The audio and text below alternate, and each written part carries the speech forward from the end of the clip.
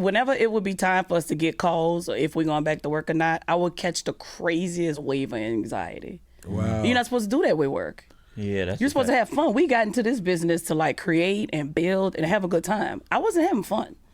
It looked like I had fun because that's just what it is. Because you deliver when the camera's on. Yeah, but I was miserable 4 years, miserable, terrible. I wanted to curse everybody out all the time, and I stayed to myself. I didn't play in the hallways. I stayed in my room. I'm quick to pop the fuck off, and I heard that if you pop off over there, that's not good. You can't just be cursing out in 30 Rock. Yeah, you can't cuss out Lauren Michael. Yeah, You Lauren. Me and Lauren cool. I can text Lauren right now.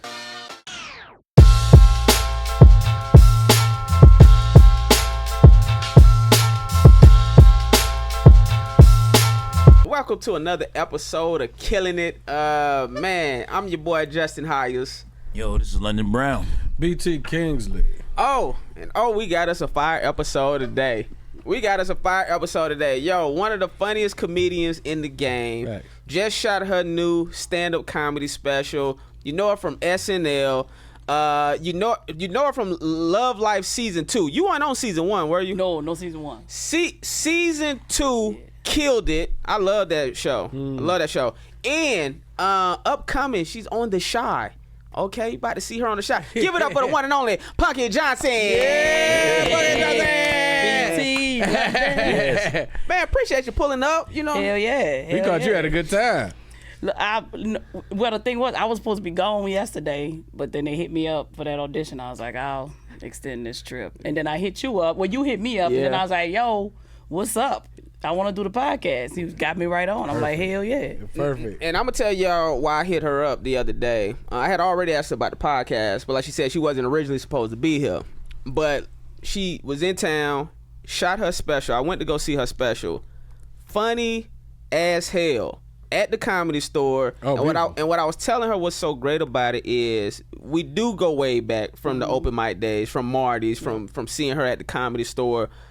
But her elevation and progression as a comedian is on another level, and it's because you are being your authentic self unapologetically. It's like, I'ma say what I want to say, my perspective. Right. I'm not concerned about what y'all thinking because this is funny to me. Right. This is funny to me. This is my truth, and y'all are lucky to hear what the hell I'm sharing with y'all. Yeah. Right.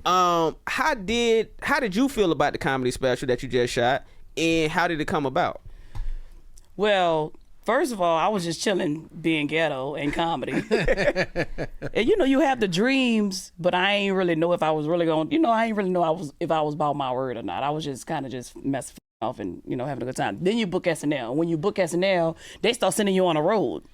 So while you're on the road, you got to put something together. So I just built all the stuff I had worked on at Marty's and all the open mics we used to do, put it together, found it, and did it. And it became this identity. Like the first part was about identity and how they call me queer. And I'm like, I ain't no from the hood. The real out there. And then I was going through a divorce. So I kind of mixed them both together with my divorce and that identity. It just went from there. So wait a minute, you didn't have a headlining set before SNL? No, I was just 15-minute feature, 15-minute here, 15-minute there. So I think like right after I completed my first year at SNL, they was like, all right, girl, we're putting you on the road. I was like, on the road? Okay. I mean, I've been on the road, but we would be comics just out the mud. You do 10. We just go and do some, we sleeping on hotel floors. Now's the pressure from SNL. Yeah, because they're like, oh, now you got to go be a comedian for real. Right. I'm like, and it just went. I had dreams of shooting a special, but I didn't really know what I was doing. So how did the special come about? And do you already have like a streamer or anybody? No. So apparently, I was a little bit too brash for a lot of people. And then one network was like, wait a minute. Oh, so you already got feedback from your special? Yeah. Okay, go for it. I'm listening. I ain't gonna name nobody, but one person was like, "Ooh, she said the F word too many times." Not the word, the FAG word. She's like, "Oh no," but I'm like, I'm gay. I can say it. Right. That's like me saying, like, you can't say that. Not a problem. I'm gonna say it. I'm gonna say it. So I was like, but also the guy that came saw me, he was gay, so he just didn't appreciate it. But was he white? I don't know. He didn't even come up to me afterward. Asian. Oh my God. I don't know. I'm just trying to fill it up. my racist sensors. My what is the racist sensors? All right, I'm listening. And then the next one, they was like, Punkie, we liked the special. They liked it, but they had already produced a lot of unknown people specials on Netflix, and it did. Oops, named my mistake. And they didn't do well on it. And it was like, we could do it, but you probably won't be top 10. I mean, we could push it and promote it, but if people don't really know you, if you don't have really like a following, you'll get drowned out. And I was just like, nah, all right, cool. I just went with it. I'd be like, all that. I need that IG thumbnail. I need that picture next to the Netflix. I didn't feel like going with the back and forth. And they could have been lying. They could have been telling the truth. I was like, bet. So I'm like, I'm tired of workshopping it. I'm sick of it. I'm tired of saying all these same things over and over again. I'm ready to work. I already got a second special just ready to go. So I'm like, I was about to buy a house. So I just took that money and I just did it on my special. I'll start over with a house. Wow. Ooh, I'll start over with a house. What that is, some comedian? I'll start over. I get the house when I get to it. I get it. I got an apartment. That's believing in yourself too, though, because somebody's gonna. I didn't mean to cut you off. No, go ahead. Somebody's gonna see the value in your work. So I mean, that's just kind of surprising to me because, yeah, there are people that have far less name value than you that I've seen their Netflix specials. Yeah. That's why I was like, when they said that, I was like, we good. I don't even want to. And my thing is, you know what I hate about Hollywood? They'll try to soften the blow. I don't need that. But I don't want that. But hey, yo, this just ain't for us. And let's get out. We done. I don't like people softening Hollywood. It seems like corny to me. I don't like it. What room did you shoot in at the store? Original, where it all got started. Where it all got started. That's where I started. Got it out the mud up in that room. They made me work my ass off to get up in that damn store. Yeah. But here we are. And you know what? You said unapologetically, do you know that I fixed my special to accommodate the gay people? Because I was getting the feedback of, we hate when you don't like the word queer. You can't be dropping the F-bomb. I fixed it to accommodate the gay crowd. Wow. Showcased it for some gay people, and they still didn't appreciate it. I did something I didn't want to do for them, and I'm not talking about all gay people, but the 100 people that were there. Right. Them gay didn't like it. I said, I'm going back to the original. This is why you don't switch it up. Absolutely. That's a fact, because you know you can't please everybody. I'm like softening this. Right, I did it for y'all. Cause so y'all gay asses could be like, well, Punkie, she's not homosexual. She's not homophobic. Right. Softened it up, and them feel like, you know what? We going back to rough and tough. Right. And you saying you softened it up before you shot a special, or the ones that was there that night didn't like it? This was like 2 months ago. I tried it. I was like, because Trump in office, you know, he taking away all the gay resources. Right. So I tried to like implement little pieces of that and how we should fight, and let that be the reason why I didn't like the word queer and blah blah blah blah blah. But they was just sitting up there like, we still don't like the fact that you don't like the word queer. I like, you know what? Yeah, they'll do that sometimes. Though. That community will fight for its own and will cannibalize people that are not directly in stride with everybody that's saying. Because I've had that conversation with Flame, because Flame will get some kickback from there every now and then if she say something that, you know, to piss off the gay community. Yeah, bro, I be fighting with them. I be fighting with my own. First of all, I'm gay. I've been fighting to be gay for 30 years. Right. Okay. So if I say something like, I can't believe these dykes, because I found out Drewski, stupid ass, he was like, shout out to Drewski. They got something called sneak dicking. Yeah. And the butch, I found out about it, and I said something about it on the internet. And that's when butches, big dykes, be out here sneaking dick. Yes. And I was like, oh, hell no, Dyke, say it ain't so. Say it ain't so. That's hilarious. Not us. Right. Y'all make it, that's why niggas still coming at me. I'm like, y'all making it bad for niggas like me. Yeah, man. And of course, some of the butchers, that means you can't go against the strain and all of that. I'm like, fuck all y'all niggas. Punkie, you starting to look real homophobic. I'm like, fuck y'all. Right. Dyke say, that's gay, nigga. We already gay. We can't be that gay. Wow. You know how gay it is for your dyke ass to fuck a nigga? That's nasty, nigga. That's nasty. Yeah, so I heard that. So lesbians that if a heterosexual man come on to a lesbian, y'all call him gay.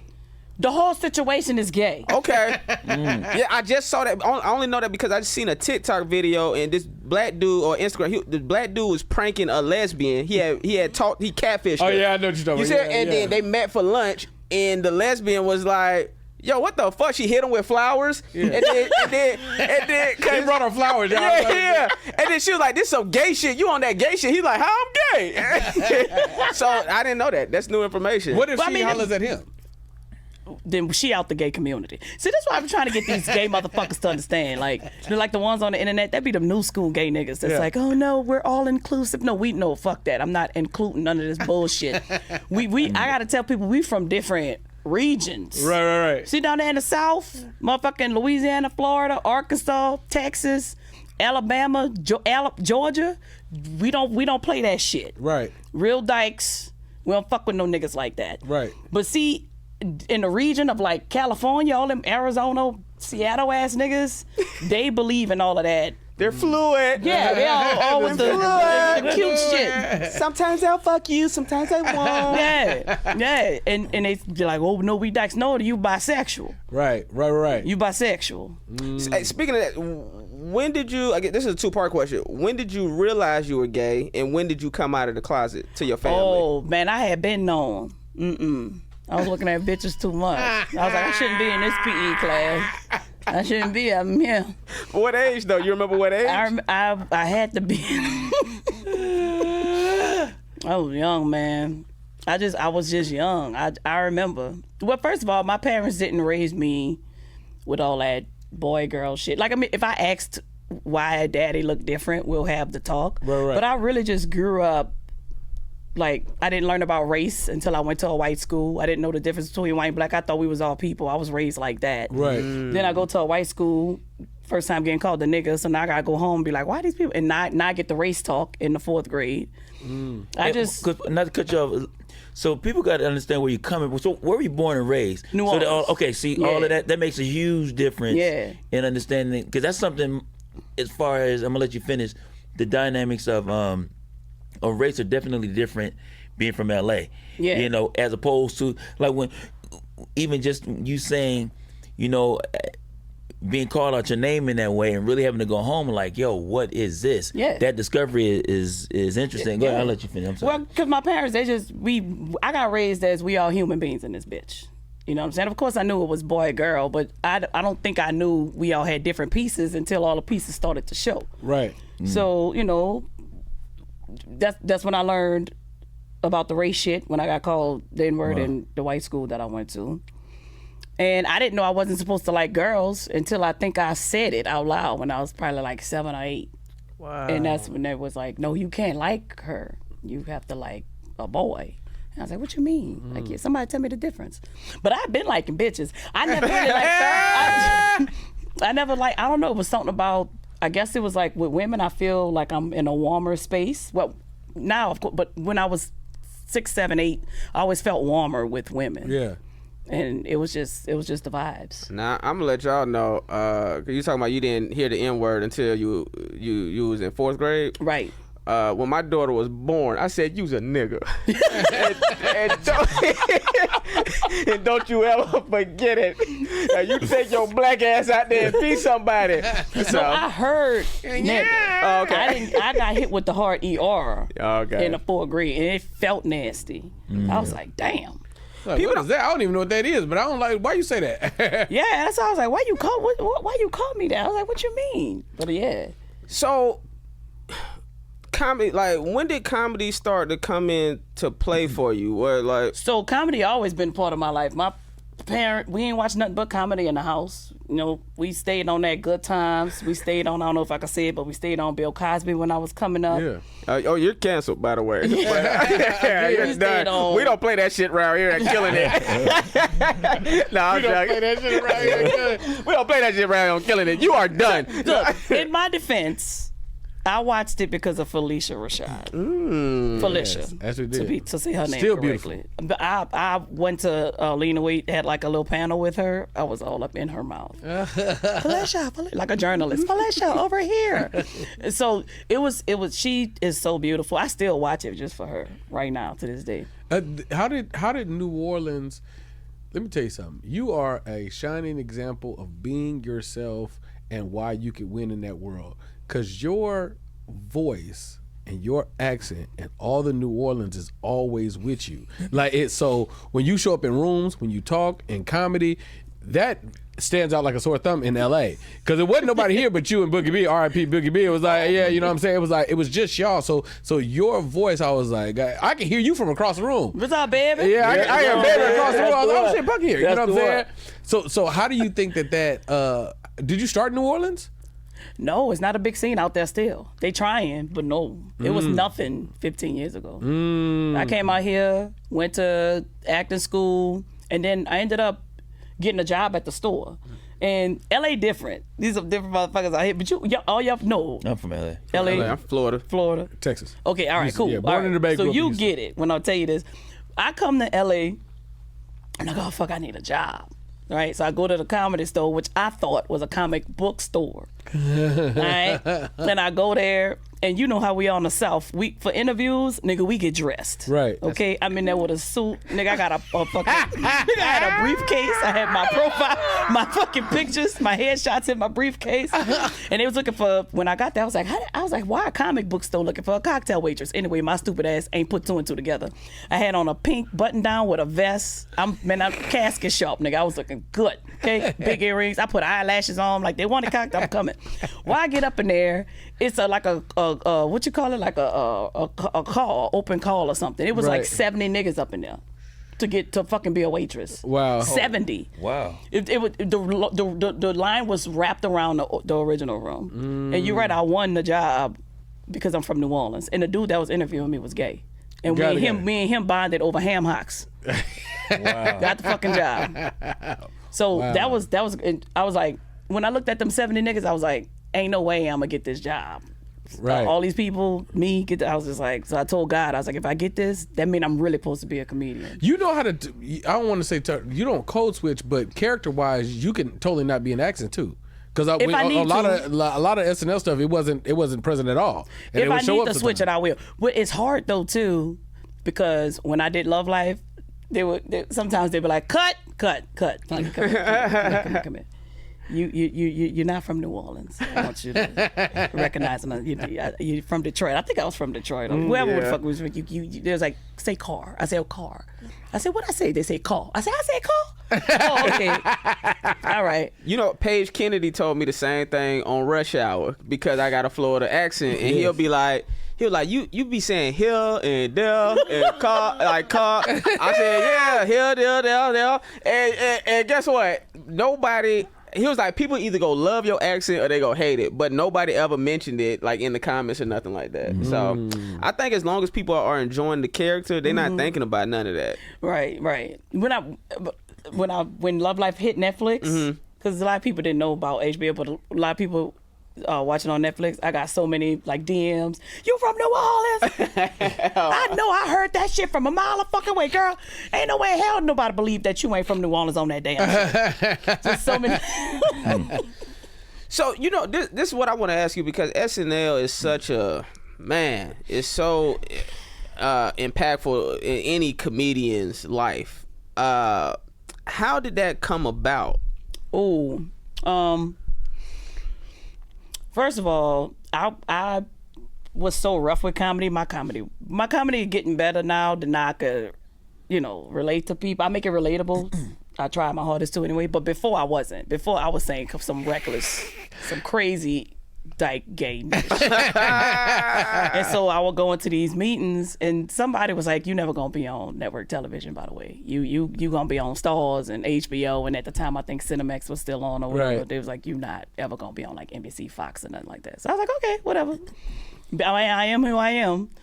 And then, so I never had SNL on a vision board, you know what I'm saying? But COVID hit, I was leaving my wife, and I don't know why it is, but sometimes divine timing is just so crazy. This when you start really trusting God. You be like, what you doing, God? Finally, my marriage was so toxic, but I would stay and stay and stay. It was cheaper to keep her. Right, you know what right. I'm saying? So I got fed up. I was like, fuck it, I'm leaving. I'm driving to New Orleans from California because my mom was like, if you get on a plane, you ain't coming in this house because it's COVID. So I drove. The power, the impact of mom. Right. I'ma love you from afar. So I had to drive so I wouldn't see nobody. And got the phone call, you want to audition for SNL? I was like, audition for fucking SNL? I was like, seriously? And that was Me? an agent that hit you up? Yeah. Okay.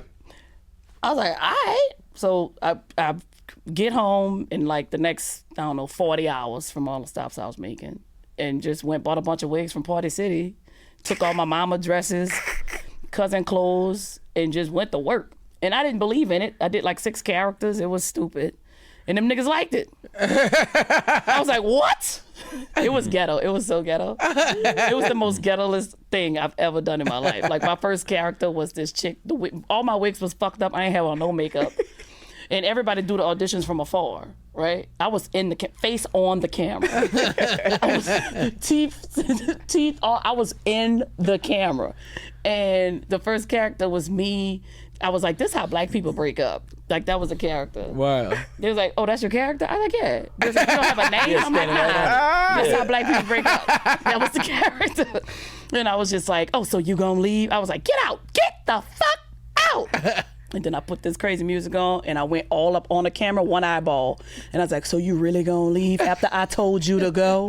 You ain't gonna try to stay and fix it? And I was like, no, nigga, it's too late. Oh, you really gonna leave? It was just that back and forth. That's hilarious. That's funny. That was the stupidest thing. It's almost too like sometimes the ignorance of not knowing how things should be done allows you freedom.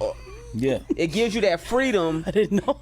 You didn't know, and so that's what I meant by the ignorance part. Like you not like just not knowing how a typical SNL audition is probably constructed, Right. and you just like, man, I'ma just do me. And I'm telling you, that's why what I'm hearing from your story so far is people tell you what you're not gonna do, and then you prevail and show them otherwise.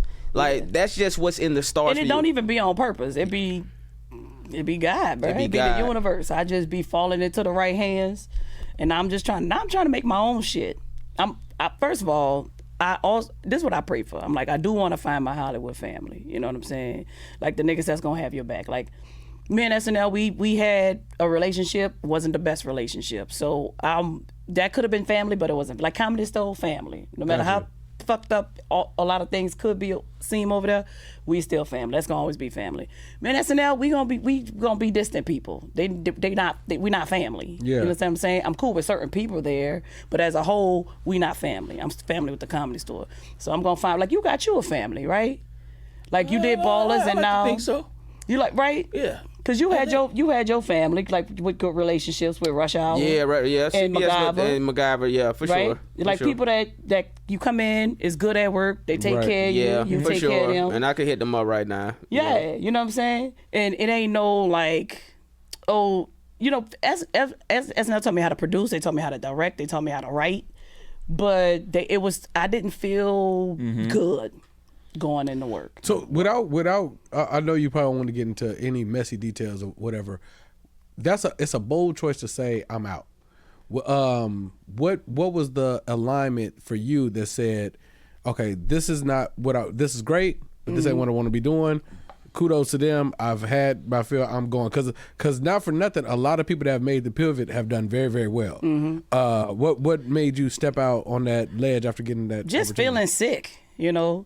Like whenever it would be time for us to get calls or if we're going back to work or not, I would catch the craziest wave of anxiety. Wow. You're not supposed to do that with work.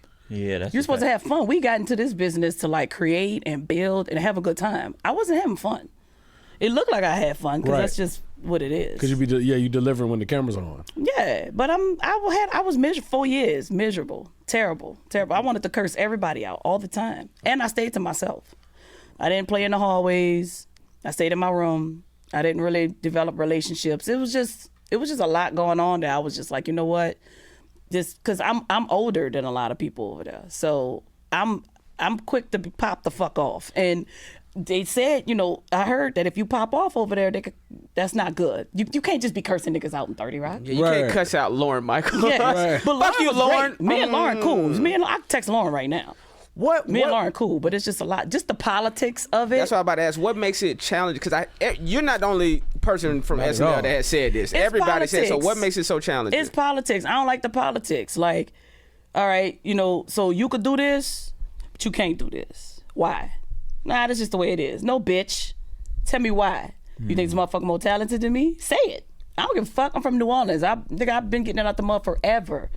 I had to break my neck to get on the original room. I done heard the worst about myself. I done heard it. Just say what the fuck it is. Right. Oh, well. No, fuck all that. Well, why can this motherfucker do it, but I can't? Just say it. Punkie, we don't think you a household name. Period. We brought you here. This is my narrative, what I'm creating in my own mind, by the way. Because they won't tell you. They won't tell me. I got to make it up. I think I'm just not the soft gay. Like, I'm not the queer. I'm butch. I'm the dyke. And I don't think you can make a dyke a household name. There's no dyke in the world right now that's a household name. Yet. Period. Yeah, exactly. You gonna be that. Exactly. Wait till that fucking like special even like Lena Waithe is household nameable because Lena is chill. She don't have like that thug and she can be. She from Chicago. But it's the way she present herself, the way she walk is just like that humility with that dignity. And I'm just like, what's up, niggas? How y'all doing? That's how I'm walking in the door. Right. Let me ask, which is, I'm learning some stuff. I'm learning some stuff. This is good. I see you over that process. Yeah, I was listening. I was like, oh shit, okay. Let me ask you, is there anything that you feel you're still trying to prove to yourself? You know what I was? First of all, when I left SNL, I went through a wave of depression. I thought I was bipolar. So I went to the doctor. I was like, am I bipolar? Turned out I'm hormonal. I'm just going through menopause. You're just a woman? That's why. But turns out they're gonna be on. They gonna. Yeah. I know, right? No. That's my next special. Talking about like I'm losing dyke cards by the second. Oh goodness! It's gone away. Titties getting bigger. Everything. I'm like, damn. But so you was going through depression. Went through a whole bunch of shit just because I just feel like the way we came up in comedy, we came up not caring about nothing.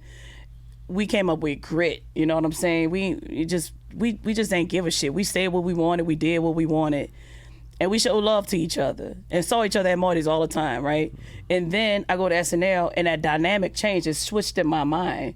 Some kind of way I got rejected so much that I thought that I felt worthless. Like just everything inside of me, I was just like, they made me weak. Because I turned into a person that was like, please pick me this week.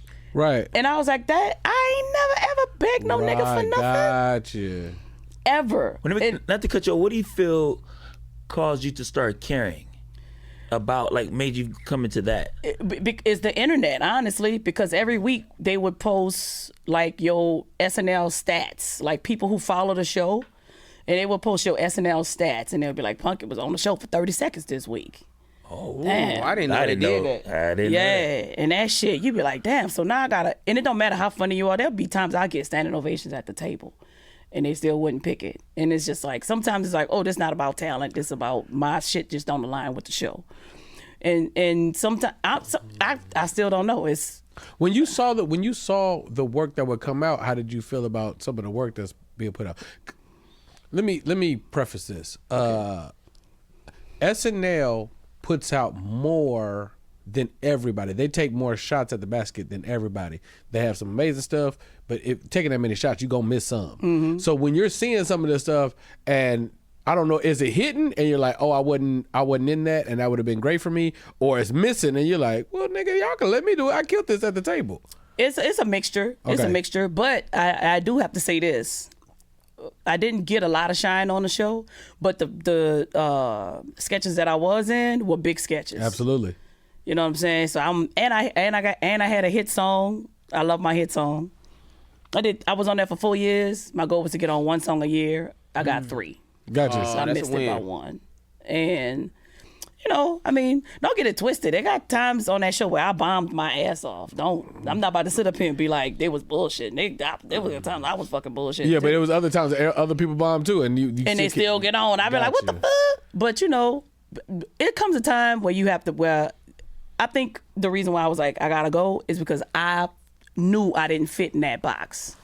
You know, I was trying to stretch this shoe that wasn't made for me. You feel me? So I was like, it's time to go. Gotcha. I have to ask too about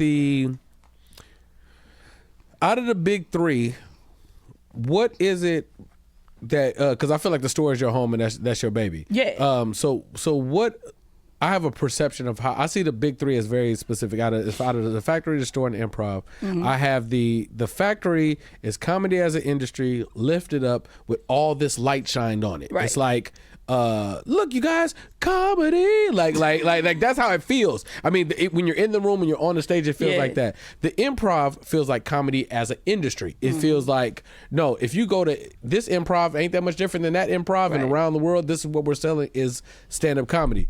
The store has always felt like the dark resets of a comic's brain. The stuff that works in the store sometimes doesn't work everywhere, but it's a lot of the comics that come from the store, they're like uncut. It's like, no, this is pure white. It's like, this is all cocaine. This ain't, this is like, because the freedom that the space lets you have is allow it to breathe. What do you think that the store added to you as a comic on your journey? Okay, I'll put it to you like this. There was this dude, Tommy. I know y'all remember Tommy, right? And I remember one time he was like, one thing about the store, I felt like they gave me what I needed because they wasn't afraid to go to pop off on me. Right. And they didn't try to pamper you and try to cater to your personality. They didn't do that. I remember Tommy came up and he was like, you want to be a comedian or you want to be a black comedian? Yes. And everybody was like, he shouldn't have said that to you. I was like, nah, I appreciate that. Because what you want to do? You could be a black comedian. Go ahead, be a black comedian. Do all the black rooms. Go be great. But you want to be able to talk to niggas that come from Switzerland? Because that's who in this room on Monday nights. It's not fucking Americans. Right. You got people from Australia in this room on Monday nights. Switzerland in this room on Monday nights. You got people from motherfucking Japan in this room on Monday nights. Go ahead. See if they understand black shit. Go do black shit. That's fine. But if you're going to do it, also make it so they can understand it. Relatable. Relate to them through your black shit if you're going to do it. So it was just a thing of like, I still do black shit. But now I make sure to open it up to where the white folk could understand it too. Because I was doing black shit where only niggas would understand me. Right. You know what I'm saying? I'm only relating to you know what it's like to get the hot comb. You know what I'm saying? You know what it's like when your mama say don't be letting out my cold air. Right. But they don't know. So I would break it down a little bit more so they could understand it, where I could just keep it on the surface with us. Right. Gotcha. Right. So as you are moving about and doing this thing called career, who do you feel you trust more? Like your head thoughts or your feelings? That's a mixture too. Now see, I can't trust my feelings all the time because see, I'll start popping off on niggas because there's a big difference on how you feeling was real. So if I'm feeling something and I'm pissed off about something, I have to sit down and kind of weigh it out. All right, this motherfucker said this happened. Now I feel hurt. I feel pissed. I feel like I should curse this nigga out and say what the fuck I say. However, this was kind of true. Right.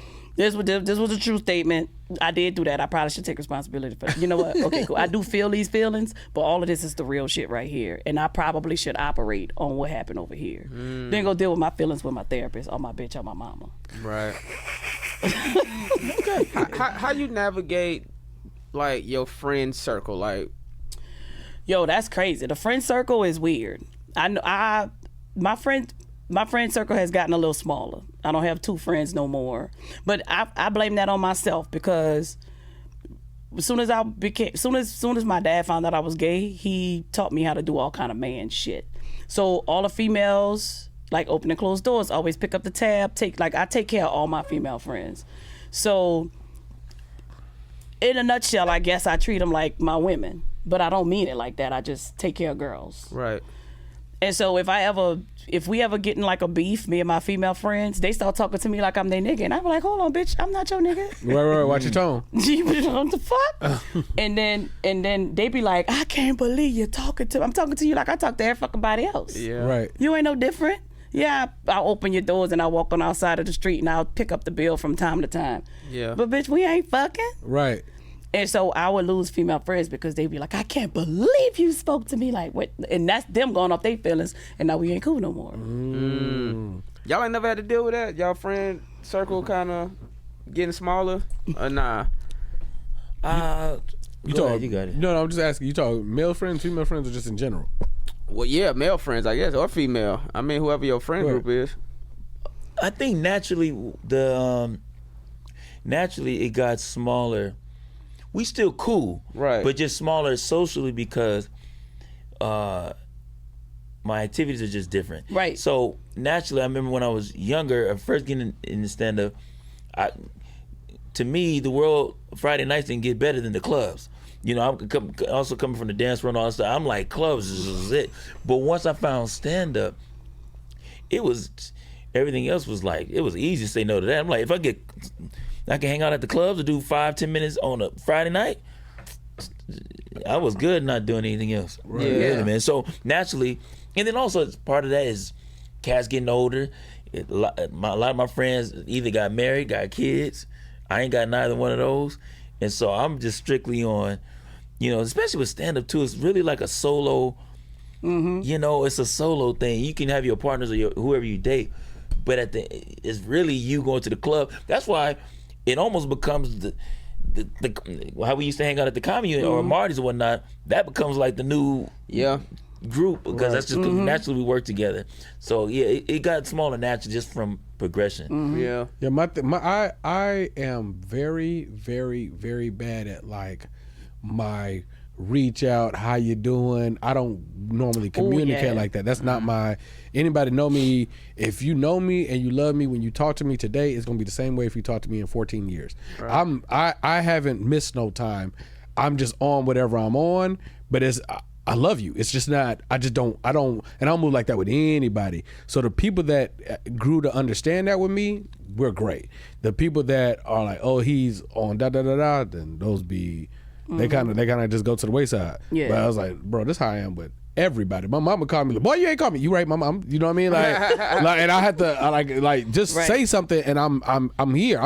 I haven't changed, you know, but I'm not great at that. And people gotta understand, like, sometimes in comedy I can have a one-track mind. Absolutely. Sometimes I'm just like, and we all working on all these different projects and all that stuff. So I'm not hard to get a hold of, but I'm terrible at reaching out. Yeah, and I mean, even when you be in it, you don't look up at what you doing. Like, you be just working and working and working. You like, oh, shut up. Damn, right. SNL. This shit crazy. Yeah, you ain't never lying. Yeah. But then also, I will to what you guys are both saying. Even the other day, like I've been back east shooting or whatnot, and then I remember just earlier this year I went back to the Comedy Store. It's a new class, and it's the cool thing about that is the fact that people should be going and it should be in different cities and moving about and podcasting and shooting, because you get back, you see the same. If we were to see the same group, you'd be like, we're not really. But it's also the reflection of just cats just being progressive. Because I went back to the store, I was like, who are these? I did too. I had a Justin moment. Who are these? Let me close who are these people? But it's just different, man. It's a different group.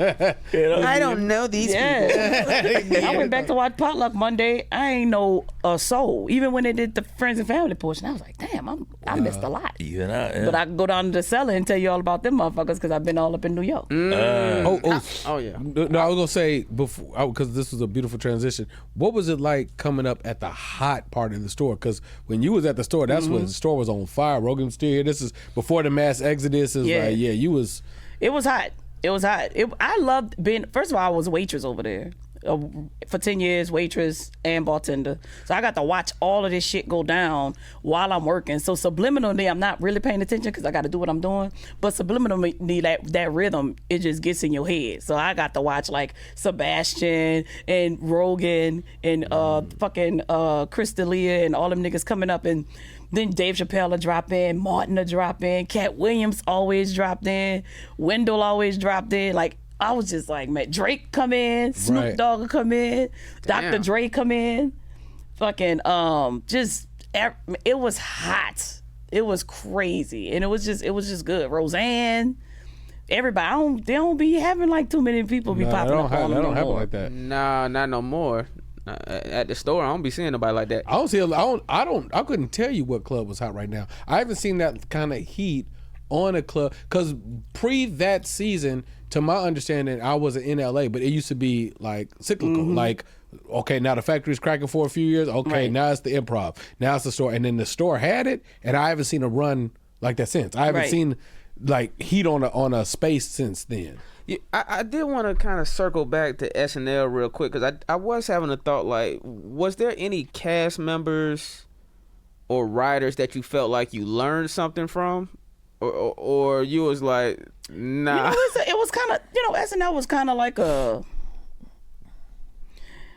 what you learn by just kind of observing. Nobody gonna sit down and be like, hey, I'm gonna teach you this. They threw your ass in the water. You either swim or you drown. Gotcha. And they ain't even gonna throw your life jacket. You ain't have no crash course. You ain't get no fucking no what you call them things? No book when you first start. Tutorial. Nothing. You ain't get no manual. Nothing. You just go in and you be like, oh, we have to read. Oh, we sitting at the read that word. Oh, okay, we ain't get to. Yeah. Oh, I'm in this sketch. Oh, I didn't know. Yeah, they said the workflow is crazy. What is the workflow like for? Or what was it like? 6 days a week, kind of 7, because Sunday you're recovering, and then you gotta load your people back up to see what you're gonna work on for the next week. So Monday we go in, we meet the hosts, kind of gather, see who you're gonna work with for the week, pitch your ideas. Monday we pitch to the host, we pitch to Lauren, we sit in a room half this size, all of us on the floor, looking at the host in the chair, looking at Lauren behind the desk. Tuesday we come in, 1 o'clock, start writing. We there till 3, 4, 5 the latest. Sometimes we slept there because I was just like, I'm just gonna sleep here. Wednesday you get up, got to be to work 11, 12. Wow. Table read, find the sketches that you're in, talk to the writers, see what they want you to do. Thursday you rehearse, Friday you rehearse, Saturday you at work at 11 in the morning till 2 in the morning. Sheesh. Yeah. Yeah, that's wild. They say Tyler Perry back. Yeah. Well, till 5, 6 in the morning, because you got to go to the after. You ain't got to go. Well, that's what I was about to ask you about that. It's the after party. So if anybody don't know, like, SNL is like notorious for having these after parties after every show.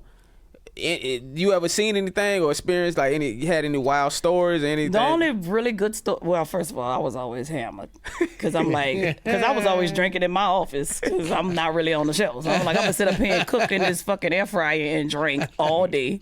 So I'm always burnt out by the time. But the best thing that ever happened to me at the after party was Obama daughters was there one time. Oh wow! And we hung out. I was like, hey, girl. They was twerking? Sasha and Malia was twerking? Listen, look, we'll talk off camera. Yeah, she had to sign an NDA. Yeah, you know it's a corporate. If it's Sasha Malia, it is a corporate twerk. But people was there. You knew something was going on because they had special type of security, Wow. And you was like, what the fuck, these big old motherfuckers in the suit? And you're like, oh, Obama children up in here. Dang. But that was dope meeting them. Yeah. They so sweet. They're not no bougie girls. They really nice. Right. Really nice women. So while we're on that subject, what was that stark difference for you coming from LA and being in New York? So I never wanted to be in New York. I was like, I'll never live here. Yeah, joke's on me. I love New York. I love the speed. I love the pace. I'm saving like $1,000 a month because I don't need no car. Freaking either Uber everywhere, which is rare, but I learned how to take the train and all kind of shit you see on the train. I love that shit. I just love the tightness of it, and I love to travel out of New York because everything seems so like. If I need to go to New Orleans, it's 2 hours. If I need to go to DC, it's an hour train. I need to go to Philly, everything up Boston, Rhode Island, Pittsburgh, Philly, Jersey, Maryland, DC. Wow. Virginia, everything in that circuit is just so easy to get to. Whereas you live in Cali, 6 hours to Virginia, 6 hours to New York, 5 hours to New Orleans, 6 hours to Florida. I'm like, oh, fuck this. Yeah. Do you feel? Do you look at success differently now than you did before? No. Or how does it? The success part for me is honestly, like if I could be happy. There's 3 things that I want to be consistent. Success to me is my relationship. First of all, my relationship with God off top, number 1. But my relationship with my woman, my relationship with my money, and my relationship with my career. So if I could have all of those things in alignment, that's success to me. Usually, when me and my woman can't stand each other, but my money right. My money trash. But my career going down the drain, which that don't make sense, but that could be a true statement. Me and my girl doing real good, but my money trash. But if I could have all 3 of them happening at the same time, that's success to me. All the rest of it kind of don't matter. I just want to have fun. You know what I'm saying? I want to, a lot of things, I just want to try to get to know as many sports owners as possible. Like, I care about small shit. I don't want to travel out the country. I don't really give a fuck about that. I'll go to certain places. I'll go to Italy. And I'll probably go to like China and Japan, maybe Thailand. But other than that, I'm good. I just want to go to all the sports events, honestly, forever. I want to go to the Super Bowl every year. I want to go to the NBA championship every year. Yeah. I want to go watch some golf. Let's go Lakers, goddamn. Yeah, I want to, but I got to sit in the box. I can't be sitting with the peasants. Okay. She had a Justin moment. That was a Justin moment. Yeah. I literally have a joke where I call people peasants. So, yeah. Because once you get a taste of that, you're like, I can't sit in these seats. Well, yeah, I'm going to be honest with y'all because when I was doing Rush Hour in MacGyver, I was always traveling business class. Mm-hmm. Yeah. Then MacGyver got canceled. And so there's been a couple of times, not often, but there's been a time or 2 where I've had to sit in Delta Comfort. It's different back there. It's different. I said, no, why? I can't do that. But I listen. I'm going through that now, but It'll humble you. It humbled me. I just stopped buying shit. I'm like, I'm not buying shoes this month. It's my. I already got 100 pair of shoes. I'll fix it. I just gotta get y'all status up, man. They be upgrading me all the. I always buy main cabin. I be in first at least 65% of the time. Do you? What? Oh, they give you that good upgrade. I've only been upgraded maybe twice. Yeah, I'm diamond status. You know, you gotta just. You really logged them points then. I logged them points, baby. But the problem is with me, all the traveling. Sometimes I gotta switch up. I know you gotta. I'm like, what you mean non-stop? What you mean? That's me. I'm like, this don't make no sense. You just one. You stick to one joint. One airline. Delta. One Delta, and I used to. It used to be Delta and Southwest because Southwest just went direct a few places. But now it Delta everywhere. Even at Sacramento, I'm like, because the only problem was the LAX Burbank thing. I was like, I prefer to fly to Burbank. Mm-hmm. But you can't really fly. You got to fly to LAX because I live in Burbank. You got to fly to LAX. If worst case scenario, I'm stopping in ATL and then I'll be where I'm at. But you know what? To your point of, oh my God, whenever I really, really want to fly out, go to the East Coast from here, I fly to Burbank because the tickets be half off. Oh, do they? But I do have to do a layover. That's the problem. Yeah. But also, I'm going to do a layover regardless because I live in Jersey. That's why I be switching to United sometimes because Delta will not fly into New Jersey. They would not. I fuck with United. Sometimes United be charging Delta prices. And I'm like, y'all... You can't do that. You put it to the chest. You can't do that because they don't have a TV. They talk about this is a spot where you can put your phone at. I'm like, bro, you can't be charging Delta prices. And you talk about this is where you put your phone at. Come on, man. In the long, I ain't never lied about that. Yeah. Listen, man. In the long run, as much as y'all travel, find one airline you love, fly with them. You gonna save money in the long run. Yeah. I'm sometimes I need to save time. Yeah. Delta be tripping sometimes. I love my Delta. I have the most points with Delta. Yeah. But if I'm in Florida and I need to go to New Orleans, they'll be like, all right, we're going to take you up. We're going to run you up to Chicago real quick. Yep. Then we're going to fly you back down to New Orleans. I'm like, what? Yeah. Have you started like really touring? Like, do you have? So I toured for 3 years. Then I stopped because I'm like, I'm ready to put the special out. I'm sick of, I'm not about to be beating this special into people's brains no more. I stopped. I'm like, no. But now that I put it out, that I was done, material burnt, I'm going back on tour. Going back on tour. Yeah. So what I wanted to ask is, how is that traveling? Do you take a feature? Do you go by yourself? Because I know, as a woman, I understand, being a lesbian and everything like that. But as a woman, do you feel like you need to have somebody else with you just to feel comfortable? No, I don't ever feel that way. I was raised by a sniper. Oh, okay. Literally. Well, my dad wasn't a sniper, but he was a SWAT.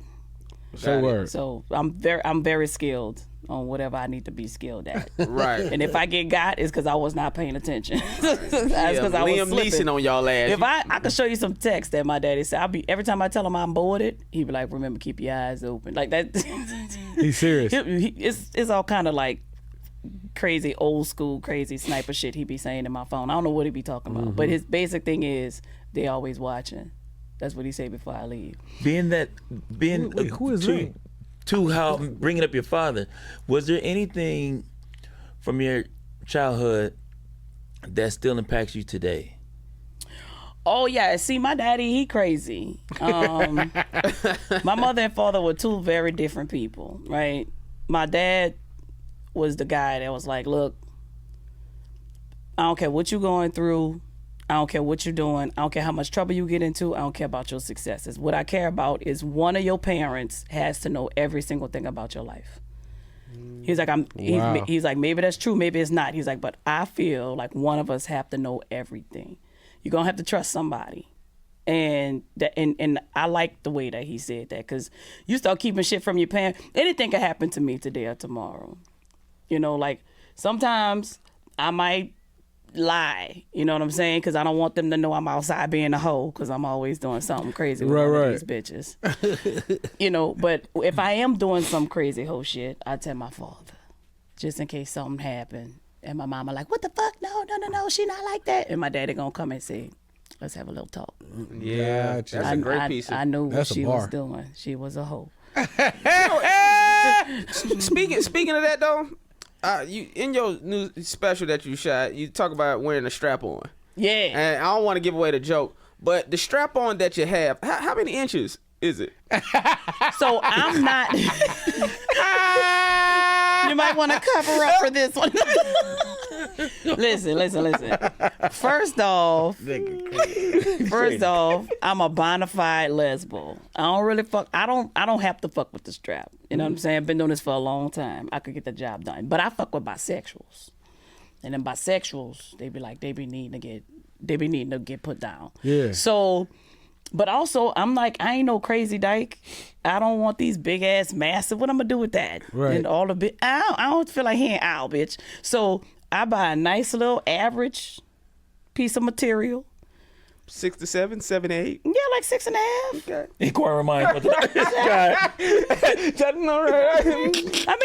I have. Look, I go with the bitch attitude. Like if she in good spirits, we use average daddy. That's like, let's vibe. Let's have a glass of wine. Let's have a good night tonight. Let's be soft, and do all the cute bullshit.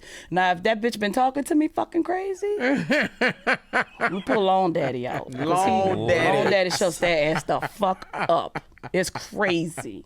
Because dick is magic. That's how I've come to know this. Dick will have a bitch shutting up. Average daddy have a bitch, she cool, she's singing. But see that long daddy?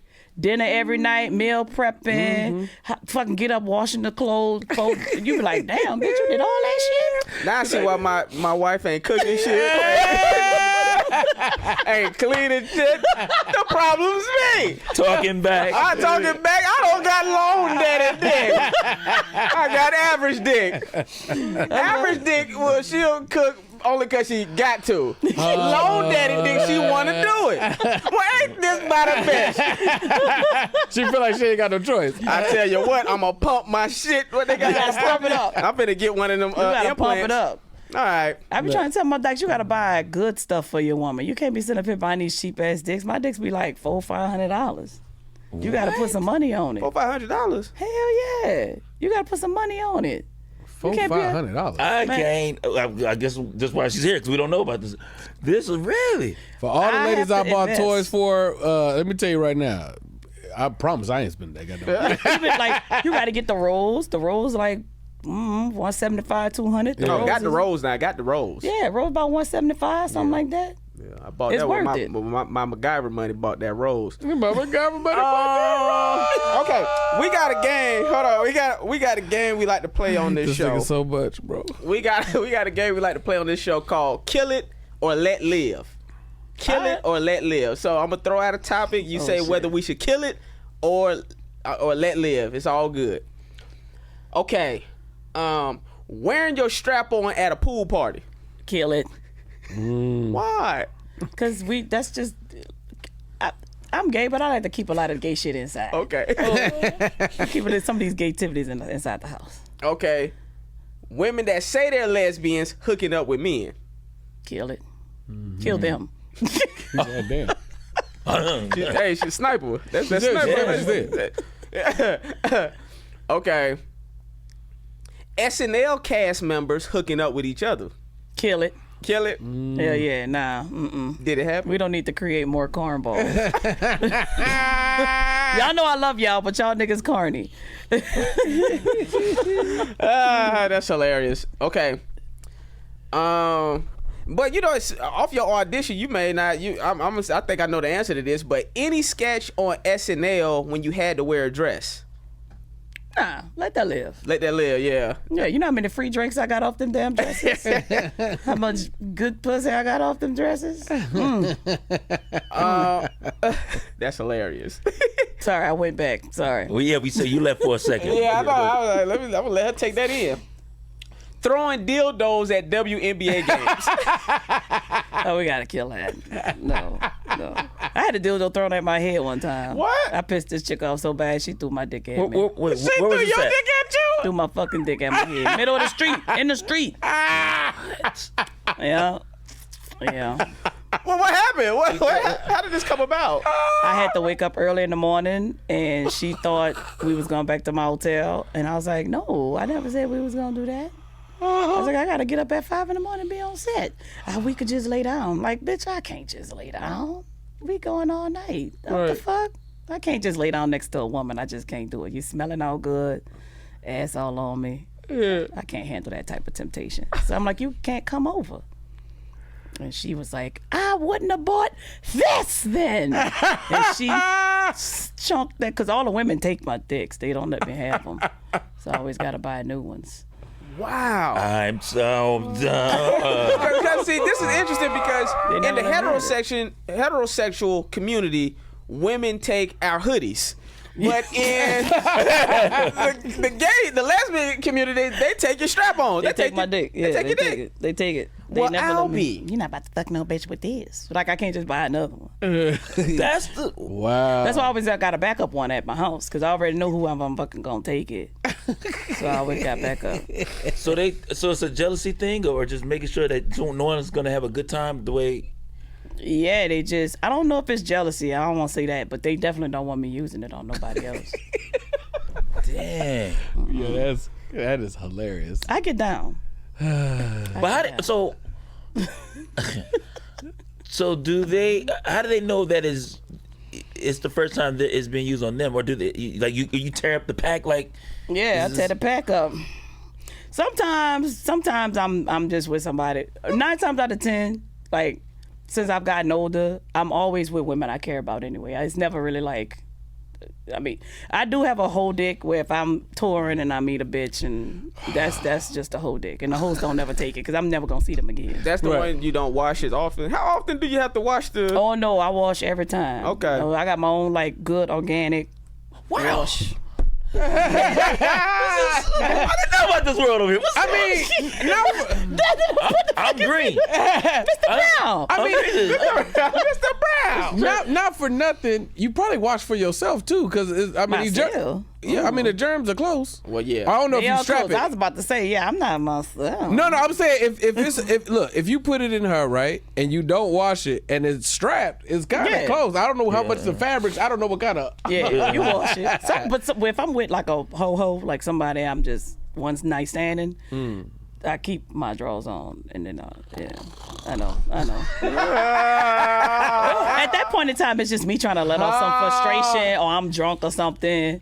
Let me tell you what's hilarious. Sometimes I do too. I thought that was. Yeah, sometimes you go right. I go right through the denim, baby girl. Yeah, I've definitely been that guy. Through the denim. Wait, whoa. I thought you were talking about boxing. I'm At least that's sandpaper, bro. I'm going right through the denim. That's sandpaper. Look, if you gotta go that far, I'll give you some briefs or something. Denim? Through the denim. You feel this XYZ on your goddamn. From the zipper.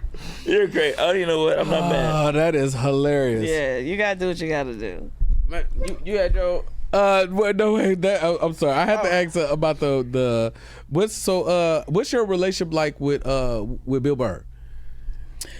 Me and Bill Burr cool. Yeah. Yeah, because I want to say he produced on the one of the. We did the Ringers together. Yeah, the Ringers together. He was I think if I'm not mistaken, he was the second person to host SNL. So that was my second. Not the second person. He was second to me. Right. On my second week.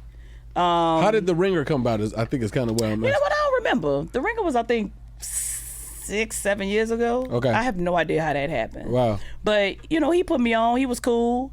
He was one of the first people that didn't tell me what to do or what to say on set. Because a lot of motherfuckers will come up to you. Like I remember one time I was bartending and somebody came up to me and was like, "I will put you on, but you say pussy too much in your stand up." I'm like, "Nigga, I'm over here eating an apple and having a drink and minding my business. Right. I never even asked you to come on the road with you." Right. Some people just rude and disrespectful. Bill, he was like, "I don't give a fuck what you talk about. Go up there and just do your shit. It'd be funny. Go do your shit." Fantastic. All right, so I have to ask you top 5 shit. I'll give you options because people been struggling on this. You go 2 ways. All right. You could go top 5 people ever in sketch. It could be SNL. It could be other platforms, or top 5 sketches. Just top 5 hilarious sketches that you like. And this could be internet. This could be anything. That's All just right. like, I'm gonna start with 5. Drewski with the white boy shit the other day. Yes. That shit. Yes, Shout out to that makeup artist. bro. That shit. Shout out. Drewski's That makeup hilarious. artist was You great. can't come in her. Come on her. I mean, he's dope. I'm gonna just jump all the way to number 1.